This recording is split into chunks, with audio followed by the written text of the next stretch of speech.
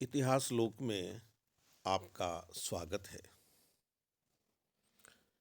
इतिहास पाठ में आज हम चर्चा करेंगे भारत की एकता की। मेरे हाथ में जो पुस्तक है उसका नाम है प्राचीन भारत का इतिहास, जिसे लिखा है वी.डी. महाजन ने। इस पुस्तक का प्रथम अध्याय है परिचय और इस अध्याय का तीसरा खंड है भारत की एकता। महाजन लिखते हैं, प्रोफेसर ई.जी. रैप्सन का कहना है कि भारतीय इतिहास के नाटक में अलग अलग उद्भव के लोगों ने अपनी भूमिका निभाई है। प्रत्येक युग में कुछ प्रदेशों और ज्यादातर गंगा के मैदानों की संपन्नता और उपजाऊपन ने बाह्य संसार से आक्रमणकारियों को आकर्षित किया है। प्रोफेसर ई.जी. रैप्सन का कहना है कि भारतीय इतिहास के नाटक में अलग अलग उद्भव के लोगों ने अपनी अपनी भूमिका निभाई है। प्रत्येक युग में कुछ प्रदेशों और ज्यादातर गंगा के मैदानों की संपन्नता और उपजाऊपन ने बाह्य संसार से आक्रमणकारियों को आकर्षित किया है। जनसंख्या में वृद्धि और भूमि के सूखने अथवा रेगिस्तान बनने के कारण एशिया के प्राचीन क्षेत्रों के लोग भारत की ओर आकर्षित हुए। प्रोफेसर हुमायूं कबीर का कथन है कि इसने प्राकृतिक मुसीबतों और मनुष्य के बुरे शासन पर विजय प्राप्त की। भारतीय संस्कृति की कहानी इसकी जीवन शक्ति और बुद्धिमत्ता के मर्म को दर्शाती है।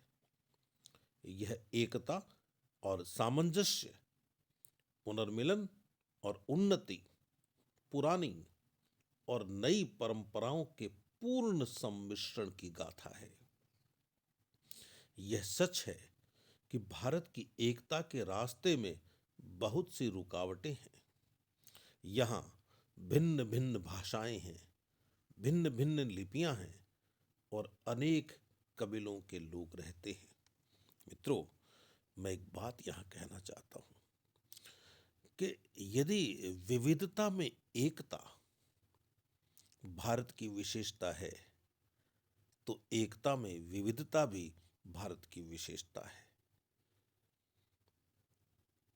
महाजन लिखते हैं, यह सच है कि भारत की एकता के रास्ते में बहुत सी रुकावटें हैं। यहाँ भिन्न भिन्न भाषाएं हैं, भिन्न भिन्न लिपियां हैं और अनेक कबीलों के लोग रहते हैं। देश का विशाल आकार भी एकता को कठिन बनाता है। लेकिन मित्रों, देश का यह विशाल आकार भारत को दुनिया में बहुत बड़ा देश भी बनाता है। मुख्यतः इस कारण कि इतना विशाल आकार होते हुए भी हम एक सूत्र में बंधे हैं। तो महाजन कहते हैं, देश का विशाल आकार भी एकता को कठिन बनाता है। देश में एक राजनीतिक सत्ता की स्थापना हमेशा ही कठिन रही है। चंद्रगुप्त मौर्य, अकबर और औरंगजेब के समय को छोड़कर भारत एक राजनीतिक सत्ता के अधीन नहीं रहा। उनके समय में भी एकता कुछ समय तक ही रह सकी। मित्रों, यह बात केवल राजनीतिक एकता की है। हमारी सांस्कृतिक एकता को आज तक कोई नहीं तोड़ पाया। ऐसा होते हुए भी यहां पर अनेकता में एकता रही है। सारे देश में सदा ही एक रूपता की भावना विद्यमान रही है। भारतवर्ष एकता के मूल सिद्धांत पर जोर देता है। यह शब्द महाकाव्यों और पुराणों में भी मिलता है। भारतवर्ष एकता के मूल सिद्धांत पर जोर देता है। इस शब्द का महाकाव्यों और पुराणों में भी वर्णन आता है। एकता से भरा हुआ शब्द भारत। विष्णु पुराण में हमें ऐसा वर्णन मिलता है, उत्तरम यत् समुद्रस्य हिमाद्रिश्चैव दक्षिणम वर्षम तद भारतम नाम भारती यत्र संतति। इसका अर्थ है कि भारत देश समुद्र के उत्तर में और बर्फीले पर्वतों के दक्षिण में स्थित है। यहाँ भारत के वंशज निवास करते हैं। देश की एकता की एक ऐसी ही भावना धर्मशास्त्रियों, राजनीतिक दार्शनिकों और कवियों के मन में घर किए हुए थी। देश की एकता की एक ऐसी ही भावना धर्मशास्त्रियों, राजनीतिक दार्शनिकों और कवियों के मन में घर किए हुए थी, जिन्होंने हिमालय से लेकर समुद्र तक फैली हुई सहस्रों योजन भूमि को एक ही चक्रवर्ती सम्राट की निजी जागीर बताया है। एक ही चक्रवर्ती सम्राट की निजी जागीर बताया है। उन्होंने चक्रवर्ती सम्राट के पद को प्राप्त करने वाले राजा की प्रशंसा की। एक चक्रवर्ती राजा से यह आशा की जाती है कि वह अपना इलाका पूर्व में बर्फीले पर्वतों से लेकर दक्षिण में आदम के पुल तक और उत्तर में ब्रह्मपुत्र की घाटी से लेकर पश्चिम में 7 मुहानों वाली सिंधु नदी की भूमि तक फैलाए।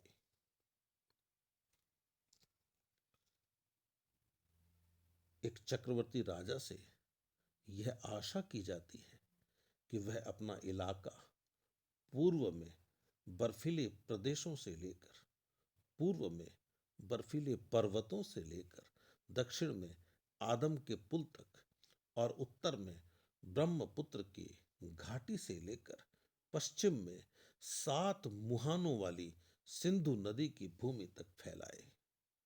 एक समय था एक समय था जब इस सारे प्रदेश में प्राकृत भाषा का ही प्रयोग होता था। इसके बाद संस्कृत को यह मान प्राप्त हुआ। रामायण और महाभारत देश के कोने कोने में पढ़ी जाती थी। वेदों को प्रत्येक स्थान पर मान प्राप्त था और यही मान दूसरे संस्कृत साहित्य को भी प्राप्त था। मित्रों, अब तो संयुक्त राष्ट्र संघ ने भी यह मान लिया है कि ऋग्वेद दुनिया का सबसे प्राचीन ग्रंथ है। महाजन लिखते हैं, जाति पाति की प्रथा, गाय का मान और सामान्य देवताओं की पूजा भारत के सब प्रदेशों के रहने वाले लोगों की कुछ सामान्य बातें थी। जाति पाति की प्रथा, गाय का मान और सामान्य देवताओं की पूजा भारत के सब प्रदेशों के रहने वाले लोगों की कुछ सामान्य बातें थी। शंकराचार्य ने भारत के कोने कोने में मठों की स्थापना की।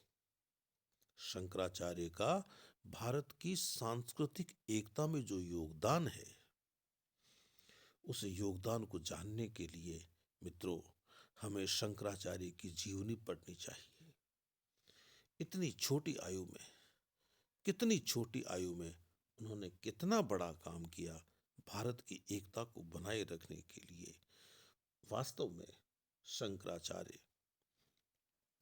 हमारे लिए अत्यंत महत्वपूर्ण संत सिद्ध हुए। शंकराचार्य ने भारत के कोने कोने में मठों की स्थापना की।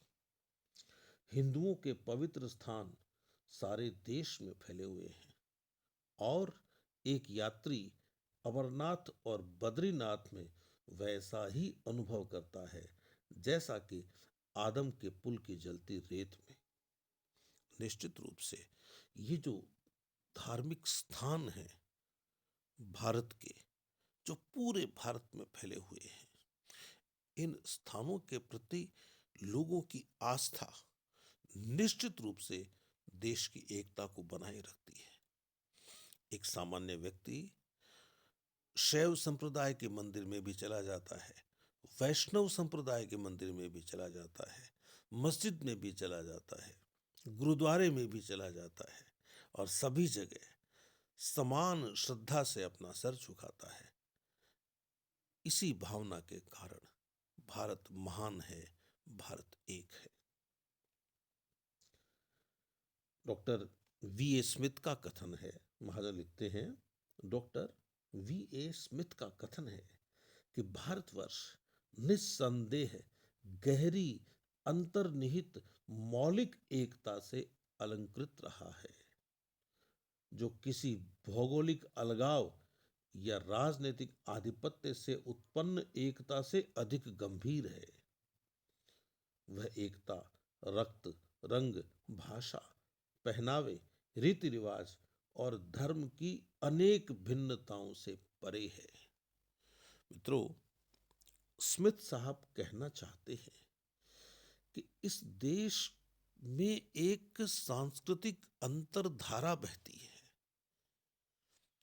और वह अंतरधारा न तो राजनीति से प्रभावित होती है, न भाषा से प्रभावित होती है, न पहनावे से प्रभावित होती है, न रीति रिवाज से प्रभावित होती है, न चमड़ी के रंग से प्रभावित होती है, न नस्ल से प्रभावित होती है। वह जो सांस्कृतिक अंतरधारा है, जो इन सब चीजों से प्रभावित नहीं होती, वही भारत की राष्ट्रीय एकता है, वही भारत का राष्ट्रीय तत्व है, और उस अंतरधारा को हम नमन करते हैं।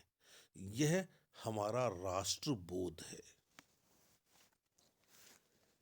महाजन लिखते हैं आगे, भारत की यह मौलिक एकता कई कारणों से उत्पन्न हुई। भारत की यह मौलिक एकता कई कारणों से उत्पन्न हुई।